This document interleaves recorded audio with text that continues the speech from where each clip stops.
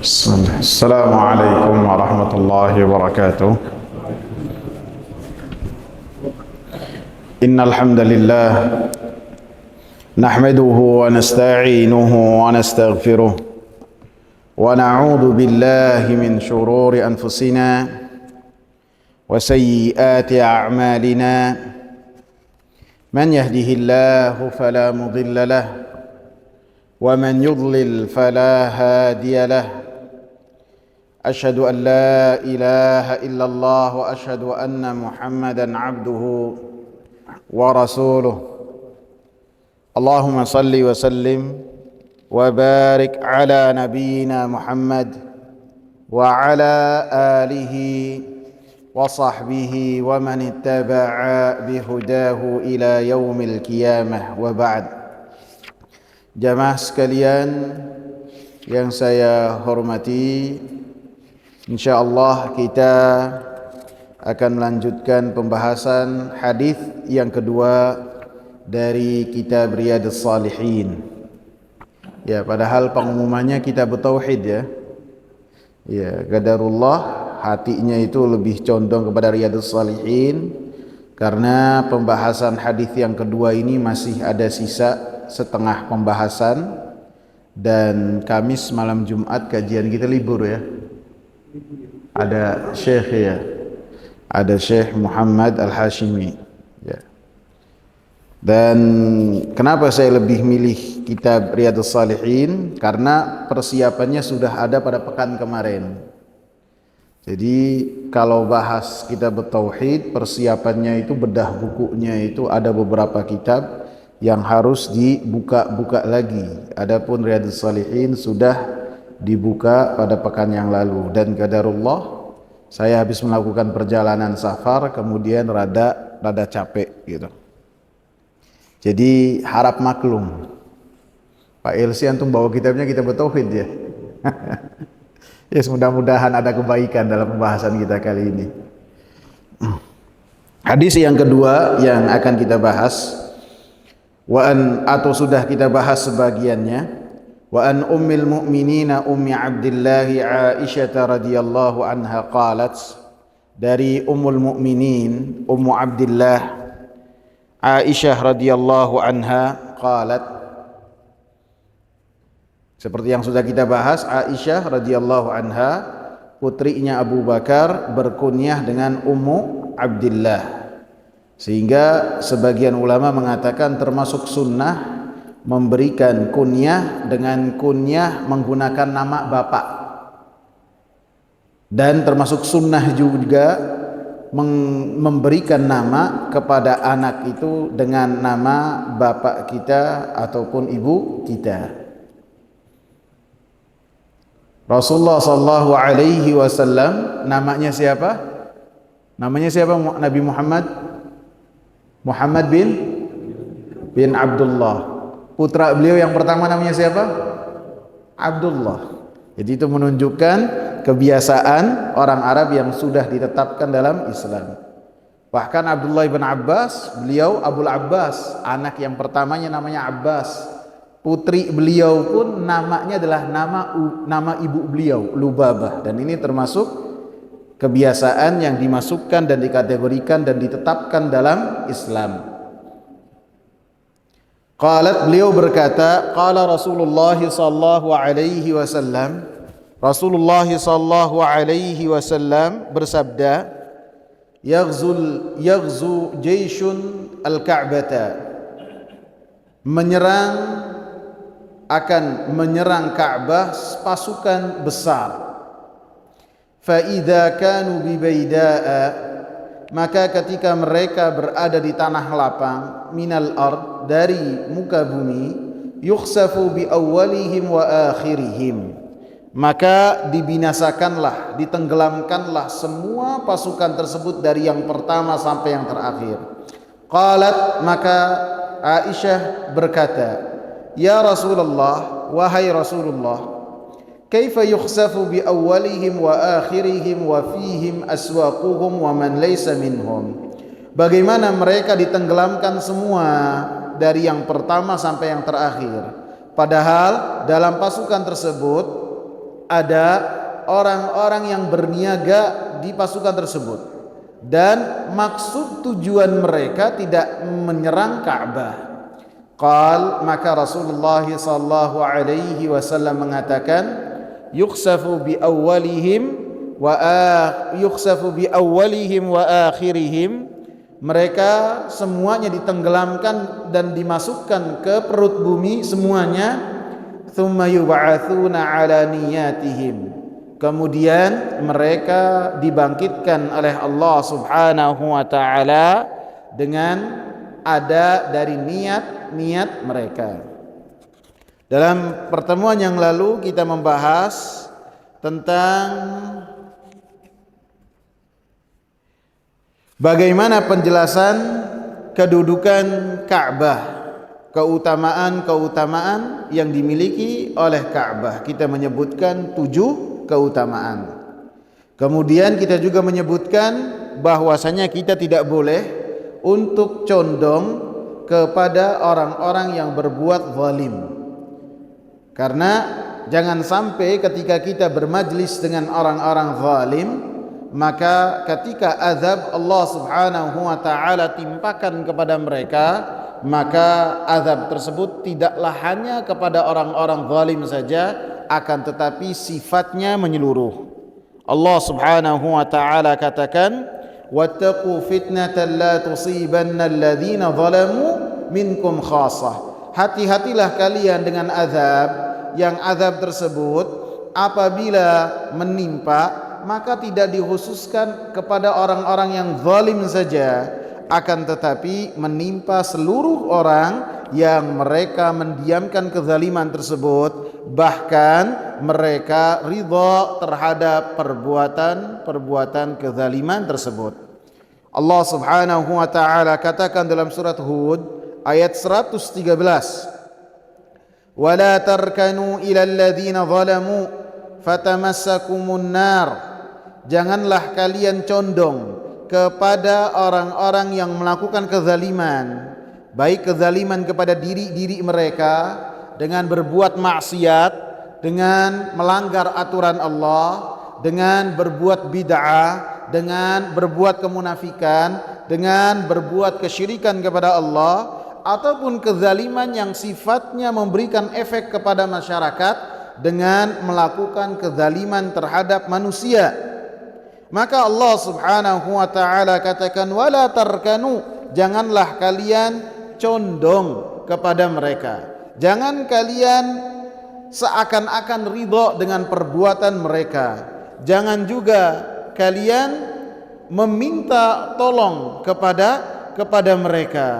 Fatamassakumun nar, maka kalian wahai orang-orang yang condong kepada orang-orang zalim akan tertimpa dengan azab api neraka. Bayangkan, kata Imam Ibn Sa'di, apabila orang-orang yang condong saja kepada pelaku-pelaku kezaliman ini diancam oleh Allah Subhanahu wa taala dengan apa? Dengan api neraka, bagaimana dengan orang-orang yang melakukan kezaliman? Maka ancaman mereka dengan api neraka itu pasti lebih besar. Rasulullah sallallahu alaihi wasallam katakan, ittaqu dzulma fa inna dzulma dzulumatun yaumal qiyamah. Hati-hatilah kalian terhadap kezaliman, karena kezaliman ini adalah kegelapan bagi pelakunya pada hari kiamat. Kemudian pelajaran yang berikutnya dari hadis yang kedua ini, bahwasanya setiap amalan itu dianggap di sisi Allah Subhanahu wa taala tergantung dari niat pelakunya. Karena dalam hadis yang dikabarkan oleh Aisyah radhiyallahu anha, bahwasanya Rasulullah mengabarkan pasukan besar tersebut Allah Subhanahu wa taala binasakan mereka semua, Allah Subhanahu wa taala tenggelamkan, kemudian ketika hari kiamat maka mereka akan dibangkitkan oleh Allah Subhanahu wa taala tergantung dari niat masing-masing dari pelakunya. Karena di pasukan yang besar tersebut yang akan menghancurkan Ka'bah, mereka di antaranya ada orang-orang yang mereka itu sudah tahu tujuan dari pasukan tersebut, hanya tujuannya akan menghancurkan Ka'bah. Sebagian yang lain ikut karena terpaksa, baik oleh keadaan ataupun sesuatu yang memaksa mereka. Sebagian yang lain ketika melihat pasukan yang besar ini, mereka melihat ada peluang untuk berbisnis. Bisa jadi asongan, ya kan? Bisa masuk ke dalam pasukan tersebut dengan membawa keperluan yang dibutuhkan oleh pasukan tersebut karena menunjukkan pasukannya besar. Sehingga di dalam pasukan tersebut, di dalamnya ada pasarnya. Ada yang jual, ada yang beli. Dan di antara pasukan tersebut hanya ada yang ikut masuk ke dalam rombongan tersebut. Lihat rombongan ini besar, berarti apabila ikut dengan rombongan tersebut akan bisa sampai ke tujuan mereka. Nah, ketika azab ini sampai kepada mereka, maka semuanya ditenggelamkan oleh Allah Subhanahu wa taala ke perut bumi. Sehingga ini yang dimaksud dalam pembahasan kita sebelumnya, hati-hati bermajelis dengan orang-orang yang zalim. Sehingga ketika azab sampai, semuanya kena semua. Kebinasaan semua menyeluruh. Akan tetapi Allah Subhanahu wa taala maha adil. Pada hari kiamat Allah Subhanahu wa taala bangkitkan mereka tergantung dari niat masing-masing mereka. Apabila niat dari orang yang ditenggelamkan itu emang benar ingin menghancurkan Ka'bah, Allah Subhanahu wa taala tegakkan keadilan, akan berikan balasan kepadanya dengan balasan yang sesuai dengan ia niatkan. Akan tetapi ketika seorang masuk ke dalam rombongan tersebut hanya karena ingin ikut-ikutan saja, melihat pasukan besar kemudian ingin mendapatkan fasilitas, maka Allah Subhanahu wa taala bisa jadi membebaskan dia. Bisa juga ketika orang itu hanya ingin berniaga saja tanpa tahu maksud tujuan dari pasukan tersebut, maka Allah Subhanahu wa taala tegakkan keadilan setegak-tegaknya. Sehingga dikatakan oleh Imam Nawawi rahimahullah, yub'atsuna mukhtalifina ala qadri niyatihim fayujazawna bihasabiha. Maka mereka semuanya, kata Imam Nawawi, dibangkitkan dalam keadaan berbeda-beda, tidak sama, tergantung dengan bagaimana niat yang ada di hatinya ketika mereka ditenggelamkan dan dimasukkan ke dalam perut bumi. Tergantung dari niat-niat mereka, dan mereka pun mendapatkan balasan yang berbeda-beda tergantung dari niatnya. Sehingga Imam Ibn Hajar Al-Asqalani rahimahullah, beliau mengatakan dalam kitab Fathul Bari, wa fi hadzal hadits annal a'mala tu'tabaru biniyatil 'amil. Maka dalam hadis ini ada pelajaran bahwasanya amalan-amalan itu tergantung dari niat pelakunya. Bisa jadi menjadi dosa yang sangat besar dengan niat yang ada di hatinya. Akan tetapi apabila hanya ikut-ikutan saja, maka mereka tidak akan mendapatkan azab dari Allah Subhanahu wa taala. Sehingga dikatakan oleh Imam Ibn Allan dalam kitab beliau ketika menjelaskan hadis ini, kitab Dalilul Falihin, yu'amalu kullun biqasdihi minal khairi awish syarr. Setiap orang yang memiliki perbuatan maka akan mendapatkan ganjarannya, baik itu ganjaran yang buruk ataupun yang baik, maka tergantung dari apa yang ada di dalam hatinya, tujuannya. Seperti dalam hadis yang pertama apa? Innamal a'malu binniyat wa innamal likulli imri'in ma nawa. Setiap orang mendapatkan ganjaran tergantung dari niatnya. Bahkan dikatakan terkadang ada perbuatan-perbuatan yang dikategorikan sebagai perbuatan yang baik. Perbuatan yang baik. Akan tetapi ketika pelakunya melakukan perbuatan-perbuatan tersebut tidak ada niat untuk mendapatkan ganjaran dari Allah, tidak ada niat untuk mendapatkan wajah Allah, tidak ada niat untuk mendapatkan surga dari Allah Subhanahu wa taala, maka perbuatan yang baik tersebut tidak akan mendapatkan ganjaran dari Allah Subhanahu wa taala, walaupun perbuatannya itu adalah perbuatan yang baik. Saya kasih contoh untuk memahami apa yang saya katakan. Kaidahnya apa yang saya bahas? Terkadang ada perbuatan-perbuatan yang dikategorikan sebagai perbuatan baik. Akan tetapi perbuatan yang baik ini pelakunya tidak akan mendapatkan ganjaran dari Allah Subhanahu wa taala kecuali apabila pelakunya memiliki niat dalam hatinya mengharap wajah Allah, mengharap ridha Allah Subhanahu wa taala. Dalam surat An-Nisa ayat 114, Allah Subhanahu wa taala katakan, la khaira fi katsirin min najwahum illa man amara bi sadaqatin aw ma'rufin aw islahin bainan nas wa man yaf'al dhalika ibtigha'a mardatillah wa man yaf'al dhalika ibtigha'a mardatillah fasawfa nu'tihi ajran 'azima. Tidak ada kebaikan di kebanyakan perbincangan-perbincangan mereka. Percakapan-percakapan yang mereka lakukan, tidaklah mereka mendapatkan kebaikan di dalamnya, kecuali ketika perbincangan mereka itu memerintahkan kepada sedekah. Memerintahkan, ayo sedekah, perintah kepada sedekah, anjuran kepada sedekah, sehingga orang lain itu bersedekah. Au ma'rufin, atau ketika perbincangan mereka itu berkaitan dengan amar ma'ruf. Ketika seorang memerintahkan kebajikan, maka itu kebaikan kata Allah.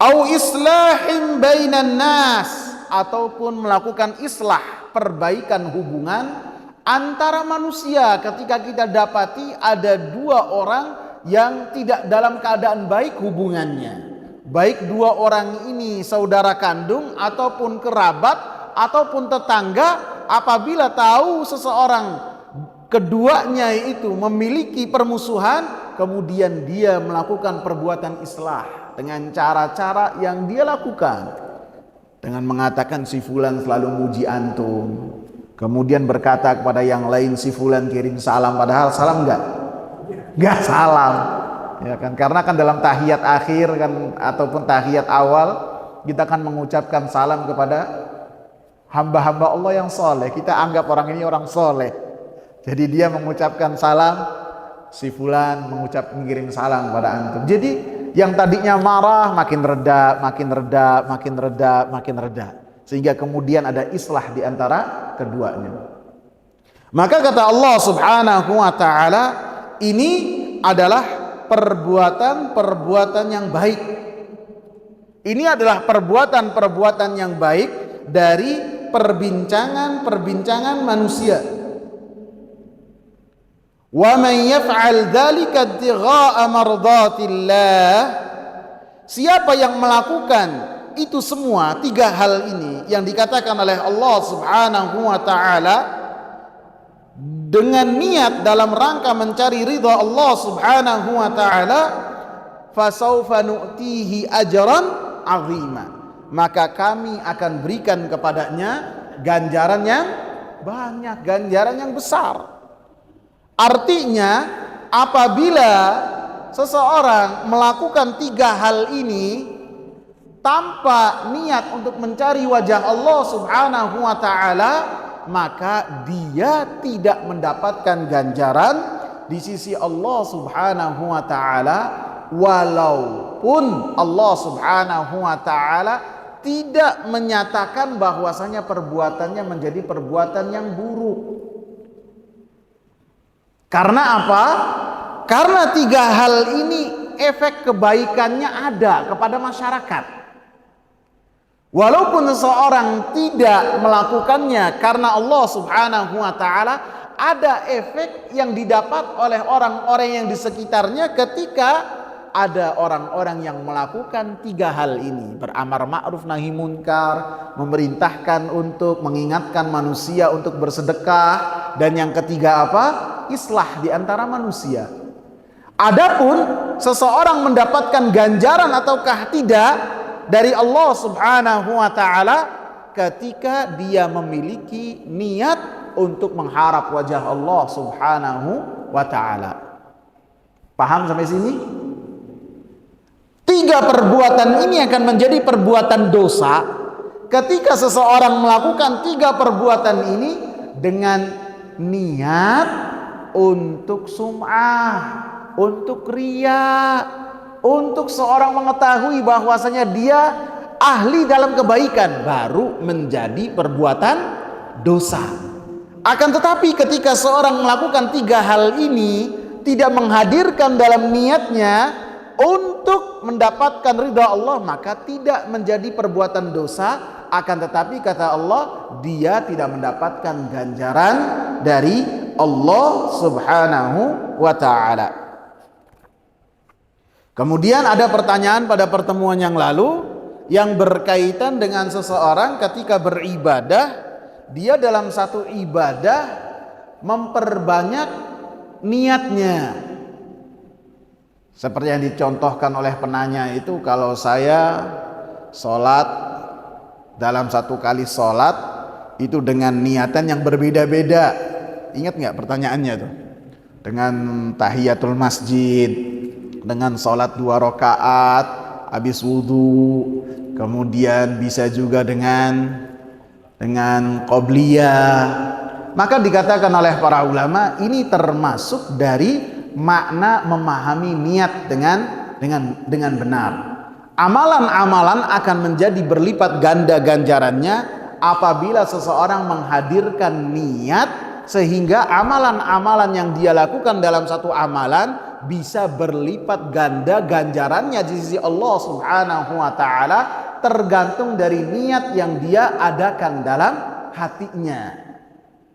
Apabila ia hanya melaksanakan satu saja dalam niatnya, maka ia dapat mendapatkan hanya 1 ganjaran saja. Contoh lainnya ketika seorang berpuasa, puasa sunnah, di puasa hari Senin misalnya, ia niatkan puasa hari Senin, kemudian dia niatkan juga untuk apabila bertepatan dengan puasa Arafah, ia niatkan juga puasa Arafah. Kemudian ia niatkan juga puasa 1 hari atau puasa 3 hari dalam sebulan, karena kita diperintahkan dalam sebulan itu 3 hari minimal puasa. Maka ketika ia hadirkan dalam hatinya 3 niat ini, maka ganjarannya mendapatkan 3 ganjaran ini. Mungkin dikecualikan dalam penggandaan niat adalah ketika yang berkaitan dengan perkara-perkara yang wajib. Perkara-perkara yang wajib tidak bisa dilipat gandakan dengan niat untuk melaksanakan kewajiban yang lain. Contohnya, orang sholat jamak qashar. Saya niat sholat 2 rakaat ini, niatnya sholat fardu, yang niat yang pertama zuhur, niat yang pertama sholat asar, tapi sholatnya 2 rakaat saja. Nah, ini yang tidak boleh, karena niat yang berbilang itu sebagian ulama mengatakan dikhususkan di dalam perkara-perkara yang di luar dari wajib. Adapun perkara-perkara yang wajib, maka itu tidak boleh. Kemudian pelajaran yang berikutnya dari hadis Aisyah radhiyallahu anha, bahwasanya Rasulullah sallallahu alaihi wasallam mengabarkan perkara-perkara yang gaib yang akan terjadi. Karena hadis Aisyah radhiyallahu anha ini berkaitan dengan pasukannya Mahdi, yang mana pasukannya Mahdi ini berlindung di Ka'bah, kemudian pasukan besar akan menyerang pasukan Mahdi ini. Sehingga ketika pasukan ini datang, pasukan yang akan menyerang ini datang, maka Allah Subhanahu wa taala lindungi Ka'bah dengan membenamkan pasukan besar ini ke perut bumi, sehingga menunjukkan perlindungan yang Allah Subhanahu wa taala berikan kepada Ka'bah, seperti yang sudah kita bahas dalam pertemuannya sebelumnya. Sehingga dalam hadis ini menunjukkan bahwasanya Rasulullah sallallahu alaihi wasallam mengabarkan perkara-perkara yang gaib. Dan ketika mengabarkan perkara-perkara yang gaib, tentunya itu adalah wahyu dari Allah Subhanahu wa taala yang Allah Subhanahu wa taala berikan kepada Nabi Muhammad sallallahu alaihi wasallam. Allah Subhanahu wa taala mengatakan, alimul ghaibi fala yudhiru ala ghaibihi ahada, dalam surat Al-Jin ayat 26. Allah Subhanahu wa taala lah yang hanya mengetahui perkara-perkara yang gaib. Fala yudhiru, Allah Subhanahu wa taala tidak memberikan perkara yang gaib ini kepada siapapun juga, illa man irtadha min rasulin, kecuali Allah Subhanahu wa taala berikan kepada rasul-rasul yang Allah Subhanahu wa taala ridha, yang berkaitan dengan perkara-perkara yang akan datang ataupun yang telah lampau, yang ketika Rasulullah sallallahu alaihi wasallam kabarkan termasuk mukjizat yang menunjukkan bahwasanya Nabi Muhammad sallallahu alaihi wasallam utusan Allah Subhanahu wa taala. Sebagian saja, tidak menyeluruh. Adapun apabila dianggap bahwasanya Nabi Muhammad sallallahu alaihi wasallam mengetahui perkara gaib secara menyeluruh, bahkan mengetahui apa yang ada di Lauhul Mahfuz, maka ini tidak dimiliki oleh Nabi Muhammad sallallahu alaihi wasallam. Sehingga Nabi mengatakan, walau kuntu a'lamul ghaiba lastakthartu minal khairi wa ma massani as-su. Seandainya, kata Nabi Muhammad, saya mengetahui perkara gaib, apa yang akan terjadi pada diriku, saya mengetahuinya, pasti saya tidak akan terkena mara bahaya. Pasti saya akan lebih melakukan perbuatan baik yang lebih banyak lagi. Sedangkan Nabi dalam kehidupan sirah nabawiyahnya terkadang terkena kesusahan. Contohnya apa? Dalam perang Uhud, terkena panah sampai tersungkur, sampai ada isu mati. Yang pernah saya sebutkan juga apa? Apa? Tuh disambit sampai berdarah-darah ketika di Taif. Kemudian ketika naik kuda terpelanting. Padahal Nabi itu ahli berkuda, terpelanting. Kemudian apa lagi? Ketika makan di Khaybar dikasih suguhan oleh perempuan Yahudi, apa Nabi makan? Nggak taunya dagingnya beracun. Bahkan sebagian ulama mengatakan Nabi merasakan sakitnya dari ketika beliau di Khaybar tahun 7 Hijriah di bulan Muharram sampai Nabi sallallahu alaihi wasallam wafat tahun 11 Hijriah bulan Rabiul Awal tanggal 12. Nabi sallallahu alaihi wasallam senantiasa merasakan sakit dari racun tersebut, saking kuatnya. Karena perempuan Yahudi ini tahu Nabi itu paling suka daging kambing, dan bagian yang paling disukai oleh Nabi itu paha. Kalau sudah lihat paha, Nabi ambil satu, makannya itu langsung pakai gigi. Orang Yahudi tahu bagian paha diberi racun yang paling banyak. Sampai wahyu dari Allah baru datang, baru dikabarkan setelah Rasulullah makan. Sehingga ada 2 sahabat atau satu sahabat yang wafat pada saat itu. Sehingga para ulama mengatakan Nabi juga dimasukkan sebagai seorang yang syahid wafatnya, karena terkena dari racun tersebut. Mendapatkan. Sehingga apabila Nabi tahu perkara yang gaib secara mutlak, pasti Nabi tidak akan makan. Akan tetapi yang Allah Subhanahu wa taala kabarkan kepada Nabi Muhammad sallallahu alaihi wasallam hanya sebagian dari perkara-perkara yang gaib saja, tidak secara menyeluruh. Karena perkara menyeluruh yang berkaitan dengan gaib, perkara yang gaib diketahuinya hanya oleh Allah Subhanahu wa ta'ala saja. Sehingga dalam kejadian peperangan pembebasan kota Mekah, Rasulullah sallallahu alaihi wasallam ketika mendapati bahwasanya orang-orang Quraisy mereka berkhianat dalam perjanjian gencatan senjata yang mereka lakukan dengan Nabi sallallahu alaihi wasallam, maka Nabi sallallahu alaihi wasallam menyiapkan pasukan untuk menyerang kota Mekah, karena mendapati bahwasanya orang Mekah telah berkhianat dengan perjanjian yang telah disepakati. Maka Rasulullah sallallahu alaihi wasallam berdoa kepada Allah Subhanahu wa taala dengan doa apa? Allahumma khudhil uyun wal akhbar an Quraisy hatta nabaghtuha fi biladiha. Ya Allah, tutuplah mata orang-orang Quraisy. Jangan sampai kabar persiapan kita itu sampai kepada mereka, sehingga kita menyerang mereka dengan secara mendadak.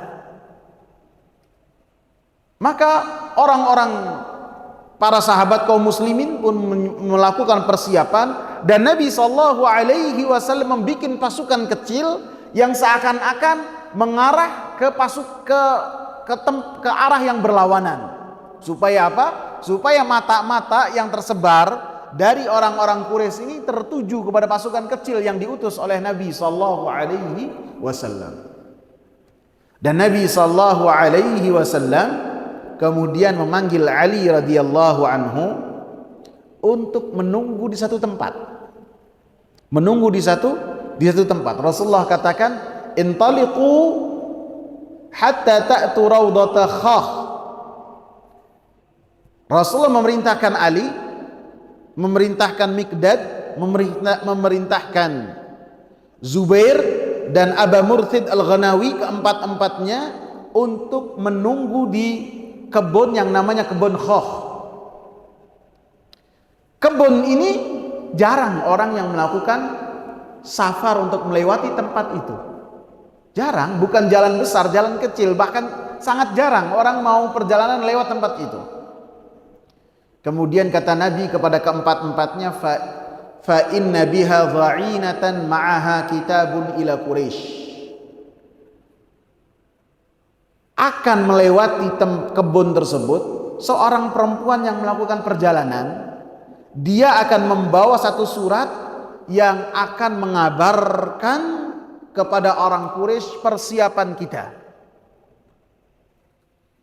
Fantalaku, maka keempat-empatnya ini menunggu sesuai dengan apa yang telah diperintahkan oleh Rasulullah sallallahu alaihi wasallam. Persis apa yang dikatakan oleh Rasulullah sallallahu alaihi wasallam.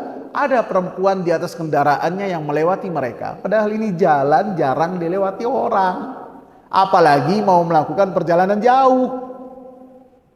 Maka keempat-empatnya memerintahkan mereka, perempuan ini, untuk turun dari kendaraannya. Kemudian keempat-empatnya tanpa ragu-ragu sedikit pun mengatakan, "Ma'aki kitab, engkau ini megang surat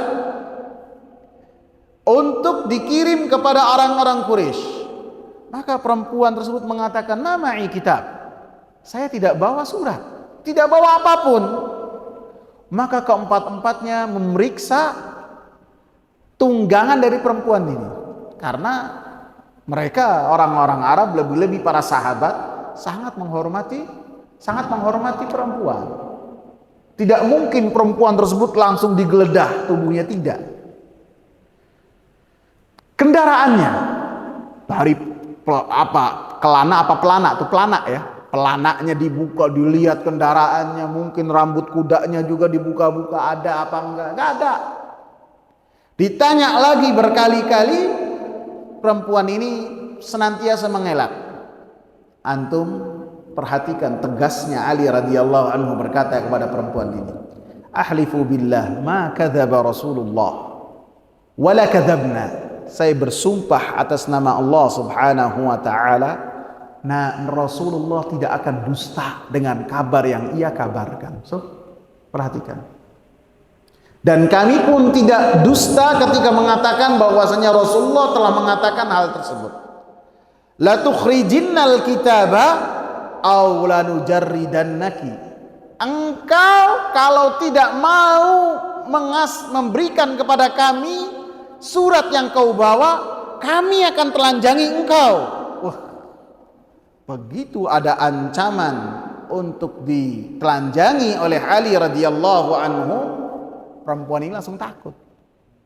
Langsung takut. Oh, beneran nih, takut. Langsung dia mengatakan, "A'rid." Silahkan berpaling. Kemudian dia buka penutup kepalanya, dia ambil surat dari kepalanya, dari rambut, dari gelungan rambut. Itu memperhatikan bagaimana Ali radhiyallahu anhu dengan sangat yakin sekali bahwasanya apa yang dikabarkan oleh Rasulullah sallallahu alaihi wasallam pasti benar. Sehingga perempuan tersebut ketika mengelak diancam oleh Ali radhiyallahu anhu. Kalau tidak memberikan, saya akan geledah dan saya akan telanjangi engkau, dan benar apa yang dikabarkan oleh Rasul dan pasti tidak salah. Dan seperti yang saya sebutkan, kabar-kabar yang disebutkan oleh Rasulullah, baik yang akan datang ataupun yang telah lalu, semuanya dikabarkan oleh Rasulullah sallallahu alaihi wasallam, maka pasti terjadi seperti apa yang dikatakan oleh Rasulullah. Rasulullah berkata kepada Ammar, "Taqtuluka fi'atun baghiyah." Yang akan membunuh engkau wahai Ammar adalah kelompok yang melampaui batas. Maka terjadi seperti apa yang dikatakan oleh Rasulullah sallallahu alaihi wasallam, akan berperang dua pasukan besar, yang dua pasukan tersebut semuanya bertakbir. Maka terjadi bagaimana pasukannya Ali radhiyallahu anhu dan Muawiyah, yang keduanya berperang dalam rangka berijtihad dengan apa yang telah mereka pahami, dan kedua-duanya adalah dalam keadaan mereka ulama berijtihad. Walaupun para ulama mengatakan yang paling mendekati kebenaran dari dua pasukan ini adalah apa yang dikemukakan oleh Ali radhiyallahu anhu. Dan kabar-kabar yang telah lalu pun termasuk perkara-perkara yang gaib. Dan ketika Nabi sallallahu alaihi wasallam mengabarkannya, maka ini menunjukkan bahwasanya Nabi sallallahu alaihi wasallam diutus oleh Allah Subhanahu wa taala.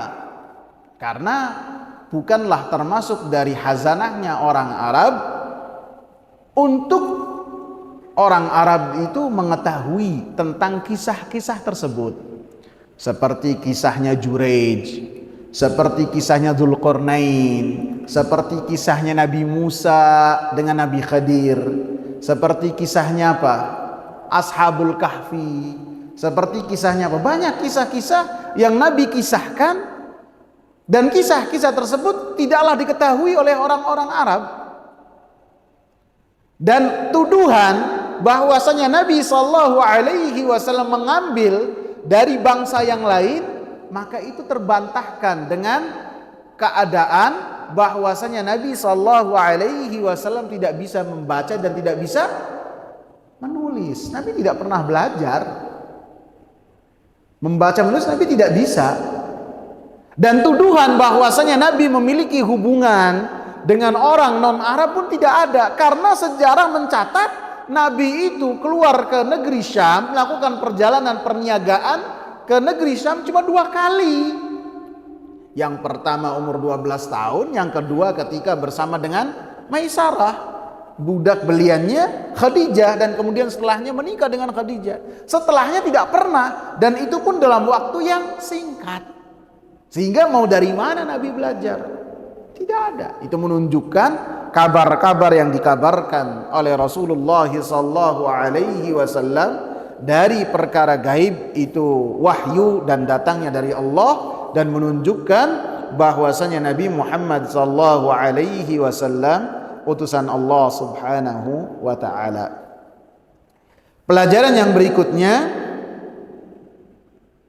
termasuk dari sarana belajar dan sarana berdakwah di jalan Allah Subhanahu wa taala ada soal jawab, ada pertanyaan. Karena dalam hadis ini Aisyah radhiyallahu anha bertanya kepada Rasulullah sallallahu alaihi wasallam ketika Rasulullah sallallahu alaihi wasallam mengabarkan kepada Aisyah radhiyallahu anha tentang pasukan yang besar yang pasukan tersebut ditenggelamkan oleh Allah Subhanahu wa taala ke dalam perut bumi. Maka Aisyah bertanya kepada Rasulullah sallallahu alaihi wasallam dengan pertanyaan ingin mendapatkan pengetahuan, dengan pertanyaan ingin mendapatkan ilmu, dengan pertanyaan yang pertanyaannya itu tidak dengan pertanyaan dalam rangka membantah terhadap apa yang dikabarkan oleh Rasulullah sallallahu alaihi wasallam. Maka seorang dengannya mendapatkan ilmu, sehingga kita bisa dapati dari pertanyaannya Aisyah radhiyallahu anha, beliau mengawalinya dengan seruan yang menyejukkan hati Nabi sallallahu alaihi wasallam, dengan panggilan yang menjadikan hati Nabi sallallahu alaihi wasallam yakin bahwasanya Aisyah bertanya untuk mencari ilmu dan mengajarkan kepada kita juga dengan seruan ya Rasulullah, wahai Rasulullah. Seakan-akan Aisyah mengatakan, ya Rasulullah, apa yang engkau kabarkan tentang kejadian yang akan datang yang mereka akan menyerang Ka'bah itu pasti benar, karena engkau adalah utusan Allah Subhanahu wa taala, sehingga apa yang engkau kabarkan wahyu dari Allah Subhanahu wa taala, sehingga ketika saya bertanya dengan pertanyaan ini bukan dalam rangka membantah, akan tetapi ingin mencari kebenaran yang berkaitan dengan apa yang terjadi kepada mereka, karena kita mengetahui kebenaran hanya dari jalan Rasulullah sallallahu alaihi wasallam saja. Ini sehingga ketika bertanya, pertanyaannya dalam rangka ingin mencari ilmu. Sehingga Ibnu Abbas radhiyallahu anhuma ketika ditanya, bagaimana engkau mendapatkan ilmu? U'titu lisanan sa'ula. Saya diberikan oleh Allah Subhanahu wa taala lisan yang bertanya, banyak bertanya. Banyak bertanya. Karena ketika Rasulullah sallallahu alaihi wasallam wafat, usianya Abdullah ibn Abbas antara 15 tahun, 13 tahun, 14 tahun. Dan hadis yang didengar langsung oleh Abdullah ibn Abbas dari Nabi sallallahu alaihi wasallam sedikit. Hadis ihfadillah yahfadka langsung didengar oleh Abdullah ibn Abbas. Hadis yang berkaitan bagaimana Nabi sallallahu alaihi wasallam mendoakan Abdullah ibn Abbas. Hadis yang berkaitan dengan Nabi sallallahu alaihi wasallam ketika salat di Mina, orang-orang yang di Mina itu melewati shaf tanpa mereka itu dihalangi sedikit pun. Dan kata Abdullah ibn Abbas, waqad nahazdul ihtilam, pada saat itu saya dalam keadaan mendekati akil balik. Bahkan disebutkan Abdullah ibn Abbas itu menerima keledai, kemudian keledainya dibawa melewati shaf orang yang sholat. Beliau menceritakannya langsung dan Nabi tidak mengingkarinya. Adapun selebihnya, Abdullah bin Abbas bertanya kepada para sahabat ridwanullahi alaihim, sehingga beliau mendapatkan ilmu yang banyak. Dan pernah kita ceritakan tentang kisah beliau dalam majelis ini. Jadi dengan bertanya dan menjawab, maka akan seorang mendapatkan ilmu. Dan ini pun cara yang telah dilakukan oleh Nabi sallallahu alaihi wasallam dengan bersoal jawab. Terkadang Nabi sallallahu alaihi wasallam bertanya terlebih dahulu, kemudian para sahabat menjawabnya. Kemudian ketika para sahabat bertanya, Rasulullah menjawabnya. Dan jawaban-jawaban yang diberikan oleh Rasulullah tentunya wahyu dari Allah Subhanahu wa taala. Karena para sahabat ridwanullahi alaihim apabila bertanya kepada Rasulullah sallallahu alaihi wasallam dan Rasulullah sallallahu alaihi wasallam tidak mengetahuinya, maka Rasulullah sallallahu alaihi wasallam diam dan tidak menjawabnya. Sehingga dalam Al-Qur'an banyak sekali atau mungkin lebih dari 13 ayat yang diawali dengan yas'alunaka, yas'alunaka, yas'alunaka. Mereka bertanya kepada engkau wahai Nabi Muhammad. Mereka bertanya kepada engkau. Mereka bertanya kepada engkau. Mereka bertanya, kemudian Nabi sallallahu alaihi wasallam tidak menjawab, diam, karena tidak memiliki ilmu. Kemudian baru diwahyukan oleh Allah, kemudian dibacakan kepada orang-orang yang bertanya dan sampai kepada kita ayat-ayat tersebut. Mungkin yang dilarang dari bertanya itu ketika pertanyaannya yang seperti yang saya sebutkan, pertanyaan-pertanyaan yang sifatnya berandai-andai, yang sifatnya pertanyaannya tidak dalam rangka mencari ilmu, yang pertanyaannya itu ingin menyusahkan yang ditanya, maka itu tidak boleh. Sehingga termasuk dari apa yang dikatakan oleh Rasulullah, innallaha yakrahu lakum thalathan, Allah membenci terhadap kalian 3 perkara. Salah satunya kasratus su'al, banyak bertanya. Dan para ulama menjelaskan, banyak bertanyanya itu bukan dalam rangka mencari ilmu, akan tapi apa? Ingin menyusahkan yang ditanya, ataupun bertanyanya dengan berandai-andai. Ustadz, gimana kalau kita sampai bulan, kemudian kita mau sholat, tidak dapat air wudhu dan tidak dapat debu? Wah, sulit nggak tuh? Ini berandai-andai. Sehingga Abdullah ibn Umar, kalau ada orang yang bertanya kepada beliau, kemudian orangnya berandai-andai dengan mengatakan ara'aita ya Aba Abdurrahman, ara'aita, Abdullah ibn Umar langsung marah. Utruk ara'aita fi Hadramut, tinggalkan ara'aita itu di Hadramut, lempar sana ke Hadramut. Jangan ketika bertanya engkau mengatakan seandainya. Jangan sampai dengan seandainya terjadi. Dan ini terjadi pada zaman Nabi sallallahu alaihi wasallam. Ada orang yang bertanya seandainya, Nabi itu langsung gak suka. Dia bertanya, ya Rasulullah, bagaimana apabila seorang suami melihat istrinya berzina?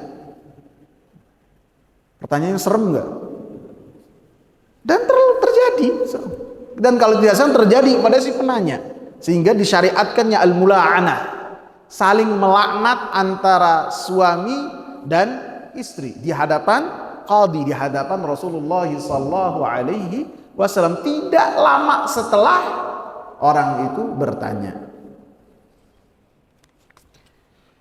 Kemudian pelajaran yang berikutnya adalah menjelaskan perkara-perkara ataupun hakikat satu perkara dan menghilangkan kerancuan-kerancuan dari orang-orang yang di sekitar ataupun dari orang-orang yang didakwai adalah termasuk tugas yang penting bagi seorang dai.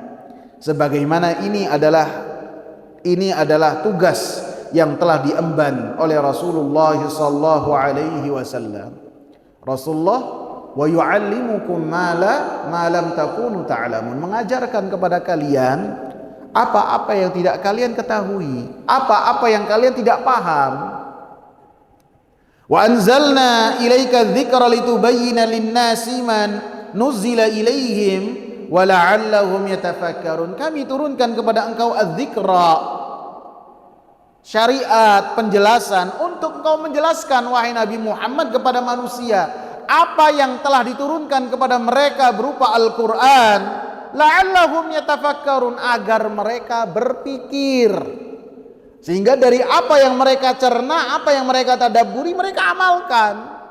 Para sahabat ketika mereka tidak memahami ayat-ayat yang turun kepada mereka, mereka bertanya kepada Rasulullah sallallahu alaihi wasallam, dan Rasulullah sallallahu alaihi wasallam jelaskan. Dan pertanyaan-pertanyaan para sahabat yang berkaitan dengan ayat-ayat Al-Quran maka sangat sedikit. Karena apa? Karena para sahabat itu orang Arab tulen yang mereka memahami bahasa Arab secara langsung. Ketika ayat-ayat Al-Quran dibacakan, mereka memahami dan menyerap. Sehingga Rasulullah terkadang ketika khutbah Jumat hanya membaca surat Qaf saja, tanpa menjelaskan, tanpa menafsirkan. Dibacakan surat Qaf, maka para sahabat langsung memahami. Adapun ketika ada beberapa ayat yang mereka tidak paham, mereka bertanya kepada Rasulullah, dan Rasulullah Shallallahu Alaihi Wasallam menjelaskan.